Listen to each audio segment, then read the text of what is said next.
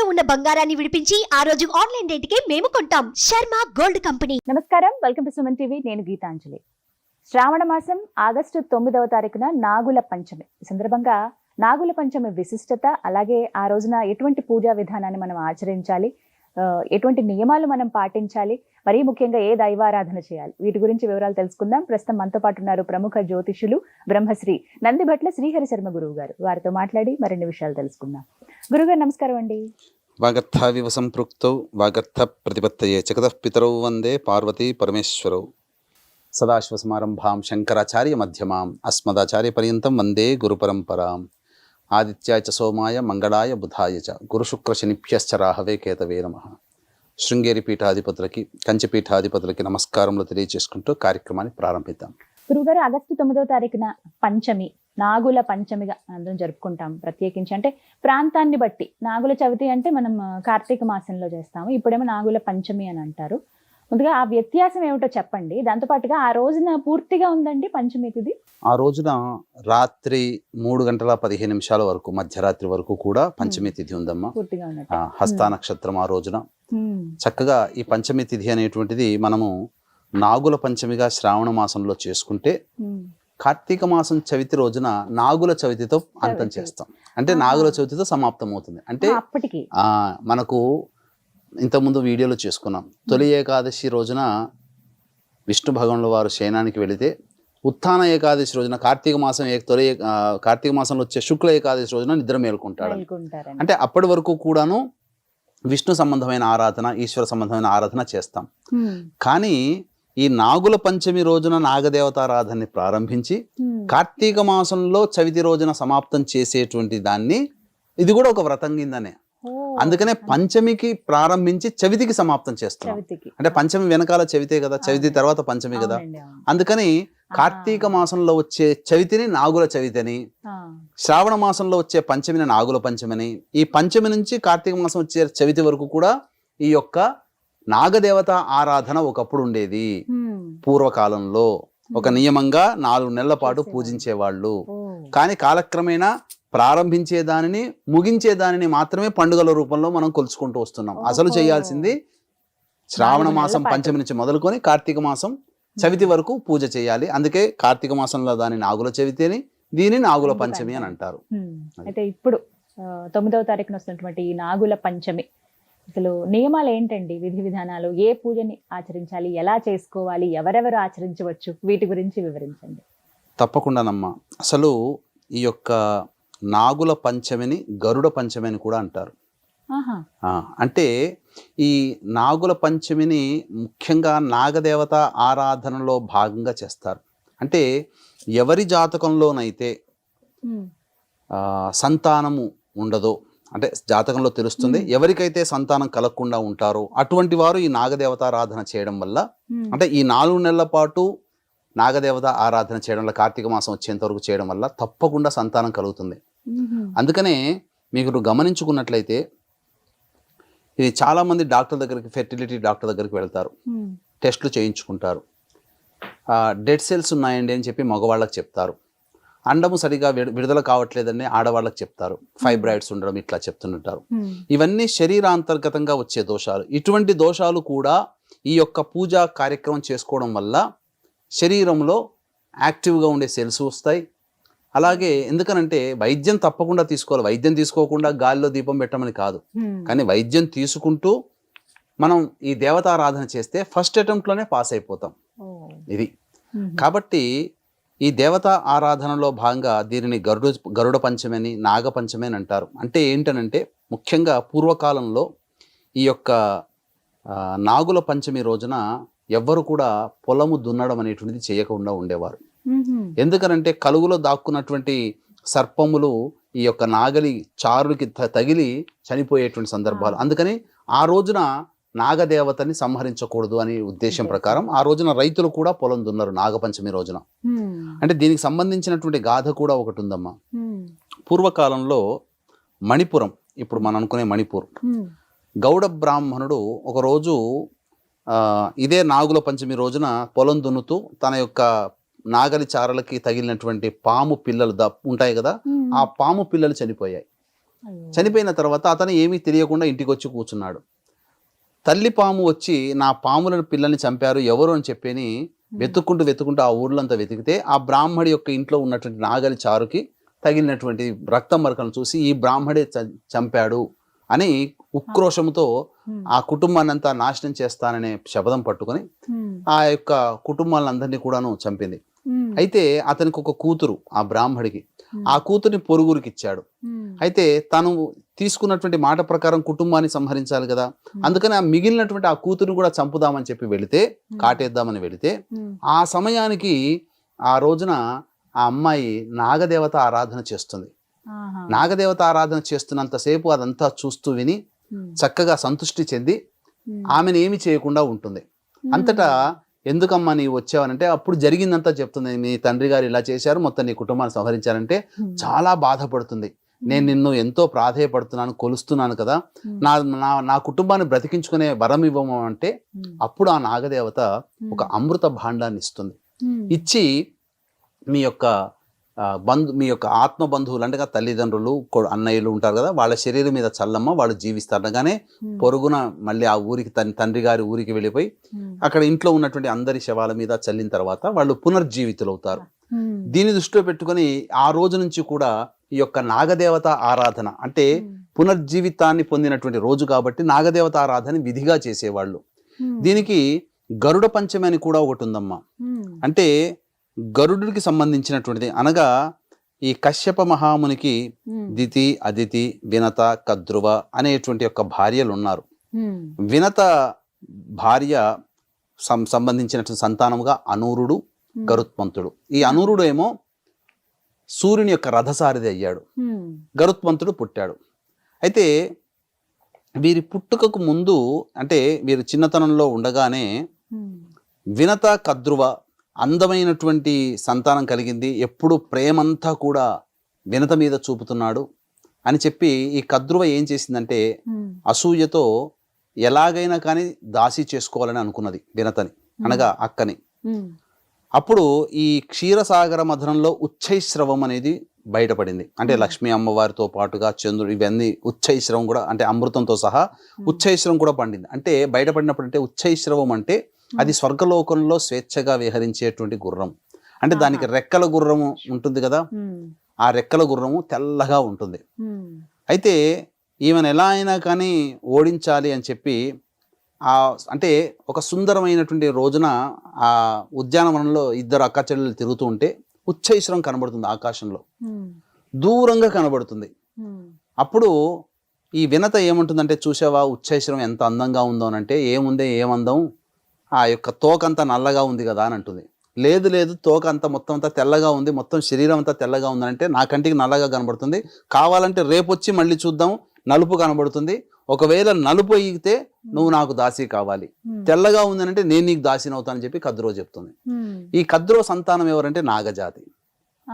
ఈ నాగజాతి దగ్గరికి వెళ్ళిపోయి, నేను తల్లిగా నేను మిమ్మల్ని అడుగుతున్నాను, మీరందరూ కూడా ఆ తోకని పట్టుకొని వేలాడండి, అప్పుడు నల్లగా కనబడుతుంది, నేను గెలుస్తాను అంటే ఎవ్వరు కూడా నాగజాతి వాడు ఈ అధర్మం అమ్మ, నువ్వు చేసేది అధర్మము కాబట్టి నేను మీకు సహకరించమమ్మా అని చెప్పి నాగజాతి చెప్తుంది.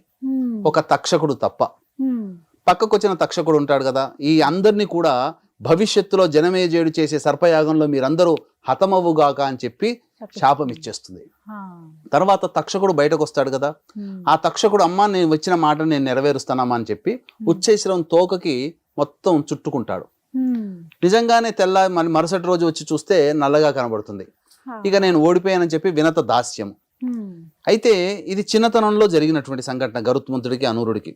వాడు పెరిగి పెద్ద అయిన తర్వాత ఈ అమ్మాయి మా అమ్మకి కలిగిన దాస్యం నుంచి విముక్తి చేయాలని చెప్పి అప్పుడు కద్రుని అడిగితే, అప్పుడు కద్రువు ఏం చేస్తుందనంటే తన సంతానము పూర్తిగా అమరులు ఇవ్వాలి, నా కడుపున పుట్టిన సంతానం అని చెప్పి గరుత్మంతుడికి ఏం చెప్తుందంటే, ఇంద్రలోకంలో ఉన్నటువంటి అమృత భాండాగారాన్ని తీసుకొనిరా, మాకు ఇచ్చేసేసి మీ అమ్మని దాస్యం నుంచి విముక్తి చేస్తాను అని అంటాడు.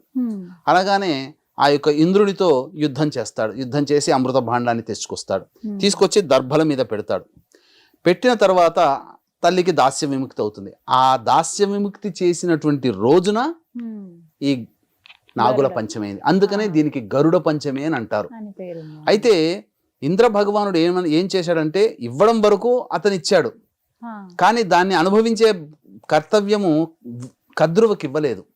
ఎందుకనంటే నాగజాతికి అందిస్తుంది. నాగజాతి అందిస్తే పాములన్నీ అమరులైపోతాయి. ఈ భూలోకంలో ప్రతి మానవుడిని కాటేస్తుంది విచక్షణారహితంగా అని చెప్పి ఇలా పెట్టిన దర్భల మీద పెట్టగానే తీసుకెళ్లిపోతాడు మళ్ళీ ఇంద్రుడు. అయితే 1-2 చుక్కలు పడతాయేమో. ఆ కద్రువ ఏం చేస్తుంది, మీరందరూ వెళ్ళి అమృత భాండాన్ని తీసుకోండి అని చెప్పగానే అందరూ వస్తారు. వచ్చి ఆ దర్భల మీద ఏమి లేని చూసేసి కనీసం ఆ దర్భల మీద ఉన్నటువంటి చుక్కలనైనా తీసుకుందామని నాకుదామని నాలికను చాపుతాయి నాగుపాములు. ఆ చాపడంతో దర్భ చాలా చాలా ఎలా ఉంటుందంటే చాలా షార్ప్గా ఉంటాయి అన్నమాట దర్భ అగ్రాలు. అవి నాలికకు తాకగానే అవి తగిలిపోయి ఆ నాలికలు 2గా చీలిపోతాయి వాటికి. అందుకని ఇప్పటికీ కూడా పాము తెరవగానే చూస్తే 2గా ఉంటాయి, ఇలా తెరవగానే ఇలా ఉంటాయి, విడిగా ఉంటాయి. అప్పటి నుంచి ఆ విధంగా వచ్చాయి అన్నమాట. సో ఇది గరుడ పంచమిగా ఉన్నటువంటిది. అంటే ఈ గోదావరి నదికి 7 ఉపనదులు, అందులో వైనతేయ అనేటువంటిది ఉపనది కూడా ఉంది. వైనతేయుడు అన్న ఎవరు, గరుత్మంతుడే. కాబట్టి ఈ మనకు ఆంధ్ర ప్రాంతంలో ఈ వైనతేయ నది దగ్గరనే గరుడేశ్వరం అనే దేవాలయం ఉంది. అక్కడ గరుత్మంతుడు ప్రతిష్ఠించినటువంటి శివలింగం ఉంది, గరుడేశ్వరుడు. కాబట్టి ఇంకొక కొన్ని పురాణాల ప్రకారం ఏంటంటే ఈ యొక్క గరుత్మంతుడికి ఈ నాగుపాములకి మధ్య యుద్ధం జరుగుతుంది. ఎందుకంటే వీరిద్దరు కూడా దాయాదులు కదా, అక్క చెల్లెల పిల్లలు కదా. ఏమవుతుంది, వీళ్ళిద్దరికి యుద్ధం జరిగితే తక్షకుడు గెలుస్తాడు, నాగజాతి గెలుస్తుంది, గరుత్మంతుడు ఓడిపోతాడు. అప్పుడు ఓడిపోయినప్పుడు ఈ తక్షకుడు ఏమని అంటాడంటే, మేము విజయానికి గుర్తుగా మా యొక్క మాలని అనగా మా యొక్క చిహ్నాన్ని నీ యొక్క మెడలో వేసుకో అని అంటారు. అందుకనే పాములని మెడలో వేసుకున్నటువంటి విధంగా కొన్ని దేవాలయాల్లో గరుత్మంతుడు కనిపిస్తాడు. ఇది కూడా ప్రమాణంగా ఉంది. కాబట్టి ముఖ్యంగా ఎటువంటి వాళ్ళు ఈ యొక్క వ్రత ఆరాధన చేయాలి అంటే, ఎవరి జాతకంలోనైతే స్త్రీ జాతకంలో ముఖ్యంగా అష్టమ స్థానము గర్భస్థానము, అందరికీ ఆయుస్థానము, కానీ అష్టమ స్థానం గర్భస్థానం. ఈ గర్భస్థానంలో రాహు ఉన్నా, కేతు ఉన్నా, కుజుడున్నా, అలాగే శని ఉన్నా, శని కుజులు కలిసి ఉన్నా, ఎవరి జాతకంలో సంతాన స్థానంలో శని కుజులు ఉంటారో, రాహు ఉంటాడో, కేతు ఉంటాడో, అలాగే శని కూడా ఉంటాడో, వీళ్ళందరికీ సర్పశాపం, కాల సర్పదోషంలో జన్మించిన వాళ్ళు, ఇటువంటి వాళ్ళందరూ కూడా ఈ యొక్క నాగుల పంచమి తిథి రోజున మొదలుకొని ఈ సంబంధించినటువంటి కార్తీక మాసంలో వచ్చే నాగుల చవితి వరకు నాగదేవత ఆరాధన చేస్తారో వాళ్ళకి చాలా శుభాలు కలుగుతాయి. వాళ్ళ జాతకంలో ఉన్న దోషాలు తొలగి సంతానవంతులు అవుతారు. అయితే మహిళలందరూ కూడానమ్మా ఈ రోజున ఏం చేస్తారంటే, పాము పుట్టల దగ్గరికి వెళ్ళిపోయి పాలు తెగ పోసేస్తుంటారు. కానీ చాలా తప్పమ్మా. పాలు తాగితే అజీర్తి, పాములకి వాంతి చేసుకుంటాయి. మనం ఏ ఉద్దేశంతో పోస్తున్నాము, దేవతా సర్పం అనే భావనతో వారికి మనం ఆకలి తీర్చాలనే భావం చూస్తున్నాం. కానీ మనం ఏం చేస్తున్నాం అంటే, వారి ప్రాణానికి మనం ఏదన్నా ఫుడ్ మనం తీసుకున్నాం అనుకోండి, ఫుడ్ ఇన్ఫెక్షన్ అయితే ఆ 2 రోజులు మనం ఎంత బాధపడతాం, నరకం కదా అది. మరి ఆ నరక భావనని మనం పాములకి కలగచేస్తున్నాం. మనమేమో భక్తి భావంతో వెళ్ళి చేస్తున్నాం. కానీ అక్కడ ఏంటంటే నిజమైనటువంటి ఆవు పాలు, ఇప్పుడు అన్ని జెర్సీ పాలు, అసలైనటువంటి నాటు ఆవు పాలని మీకు భక్తి ఉంది, శ్రద్ధ ఉంది, ఆ పుట్టలో 2 చెంచాలు పోయండి. ఆ రోజున చేయమన్నది ఆవు పాలతో రావి చెట్టు కింద ప్రతిష్ఠితమైనటువంటి నాగదేవత విగ్రహానికి అభిషేకం జరపమన్నది. పుట్టలో పాలు పోయి, చాలా మంది ఇంకా కోడిగుడ్లు పెడతారు, ఇంకా కిలోల కొద్ది పసుపు కుంకుమలు తీసుకెళ్తారు, పసుపు కుంకుమలు జల్లేస్తారు. దీని తర్వాత ఈ పసుపు కుంకుమలు జల్లితే కూడా వాటికి ఎలర్జీ, చర్మ సంబంధంగా మనకు ఎలా అయితే ఇబ్బందులు వస్తాయో రోగాలు, పాములకి ఆ పసుపు పడదు. కాకపోతే ఆ పాము పుట్టకి కొద్దిగా బొట్టు పెట్టండి, పసుపు కుంకుమ చల్లండి, అంతే తప్ప మొత్తము జల్లేసుకుంటూ రాకూడదు. అందుకనే ఈ నాగుల పంచమి రోజున ఇంట్లో ఆడవాళ్ళందరూ కూడా విధిగా శుచిగా స్నానం ఆచరించుకొని నియమాన్ని పాటిస్తూ ఇంటికి పసుపు అన్ని గడపకి అద్ది, ఆ గడపకి ఇరువైపులా కూడా పాముతో చేసినటువంటి చిత్రములు లిఖిస్తారు. అలాగే అక్కడ దేవాలయంలో పాము పూజ జరిపించుకొని, అనగా నాగదేవత పూజ జరిపించుకొని అభిషేకం జరిపించి ఇంటికి రాగానే ఒక ఇత్తడి పాత్రలో కానీ లేదా ప్రమిదలో కానీ ఆవు పాలు ఆ గడప ముందర పెడతారు. వీక్షించేటువంటి ప్రేక్షకులు రాగి పాత్రలో పాలు పెట్టకూడదు. శాస్త్రం ప్రకారం ఏంటంటేనమ్మా, చాలా మంది తెలియక ఈశ్వరునికి రాగి చెంబులో తీసుకుని అభిషేకం చేస్తారు. ఎప్పుడైతే రాగి చెంబులో గనక పాలు పడ్డాయో, పాలు తగాయో, అది సురాపానంతో సమానం. మధువుతో సమానం, అంటే అందరూ అనుకునే మందు. అందుకని ఆ మందుతో మనం అభిషేకం చేస్తున్నట్టు లెక్క. చాలా మంది తెలిసి తెలియక ఏం చేస్తారంటే, ఈ శాస్త్రంలో ఉంది, రాగి చెంబులో పాలు తీసుకొని చేస్తారు. అది మీరు సారాయితో అభిషేకం చేస్తున్నట్టు భావన దైవ శాస్త్రం ప్రకారం. కాబట్టి ఎప్పుడు కూడా అటువంటి పని చేయకండి. చక్కగా ఈ యొక్క సంబంధించినటువంటి విధానముగా ఆచరించండి, అభిషేకం చేసుకోండి, విగ్రహానికి అభిషేకం చేయండి. అంతేకాని పాము పుట్టలు, సినిమాల్లో చూపించినట్టుగా గుడ్లు అవి పెట్టకూడదు. అవి ఏంటంటే సినిమాటిక్గా అర్థం కావడం కోసం గుడ్లు పెడతారు, పాము దగ్గర పుట్టలో పాలు పోస్తారు. ఏ పాము కూడా పాలు తాగదమ్మా. అది కొన్ని సందర్భాలు దేవతా సర్పములు మాత్రమే పాలు తాగుతాయి.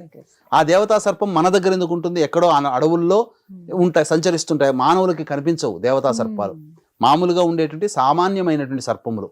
కాబట్టి ఈ విధంగా గనక నాగదేవత ఆరాధన ఎవరైతే చేస్తారో సంతానం కలగని వాళ్ళకందరికీ సంతానం కలుగుతుంది. నాగ శబ్దం అందుకనే చాలా మందికి పిల్లల్లో నాగలక్ష్మి, నాగ ప్రసన్న, అలాగే నాగరాణి, నాగేంద్ర, నాగరాజు ఇలా పేర్లు పెడతారు. కొంతమంది సుబ్బలక్ష్మి, సుబ్బాయమ్మ, సుబ్బారాయుడు, సుబ్బయ్య, సుబ్బారావు, ఇలా సుబ్బ అనే శబ్దం కూడా మీకు గమనించుకుంటే మోపిదేవి క్షేత్రంలో ఉండే స్వామి వారి పేరు సుబ్బారాయుడు.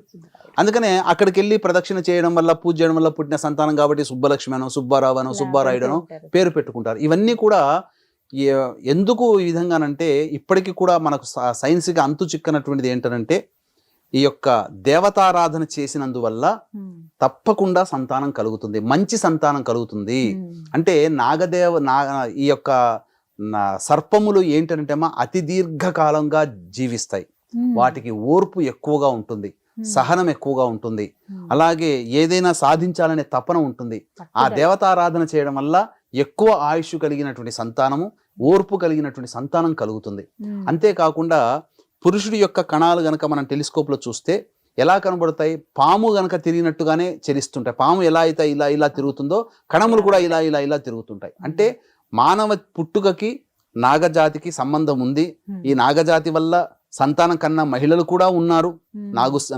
నాగజాతి వల్ల అది కర్ణాటకలో కొన్ని ఉదంతాలు మనకు తెలుసు. కాబట్టి పూర్వకాలం నుంచి కూడాను నాగజాతితో మానవ సంబంధం అనేటువంటిది ఉంది. కాబట్టి అవినాభావ సంబంధం నాగజాతికి మానవ పుట్టుకకి కూడా ఉంది. కాబట్టి అందరూ కూడా వివాహమైనటువంటి మహిళలు తప్పకుండా నాగదేవత ఆరాధన చేయడం వల్ల తప్పకుండా సంతానం కలుగుతుంది. అలాగే ఇంతటి పవిత్రమైనటువంటి మాసము కాబట్టి ఆగస్టు 31వ తారీఖు రోజున శని త్రయోదశి వచ్చింది. అందున పుష్యమి నక్షత్రంతో కలిసినటువంటి శని త్రయోదశి కాబట్టి వృషభ, మిథున, కర్కాటక, సింహ, తుల, వృశ్చిక, మకర, కుంభ, మీన రాశిలో జన్మించిన వారికి శని దోష పరిహారార్థమై మా పీఠం ఆధ్వర్యంలో శనీశ్వర హోమాలు, అఘోర పాశుపత మంత్ర హోమం, సుదర్శన హోమం, లక్ష్మీ హోమము, అలాగే రుద్ర హోమం లాంటివి జరిపించడం జరుగుతుంది. కేవలం 1500 రూపాయల రుసుముకి. అలాగే ఒక్కొక్క క్షేత్రంలో ఒక్కొక్క నెలలో ఒక్కొక్క క్షేత్రంలో సంవత్సరం పాటు మీ కుటుంబ సభ్యుల గోత్రనామాలతో కూడా జరిపించడం జరుగుతుంది. అవకాశం ఉన్న వాళ్ళు కార్యక్రమ తదనంతరం కాంటాక్ట్ చేసి పూర్తి వివరాలు తెలుసుకోవచ్చు. చాలా చక్కగా వివరించారు గురుగారు, ధన్యవాదాలండి. సర్వం శ్రీ ఉమామహేశ్వర పరబ్రహ్మార్పణమస్తు.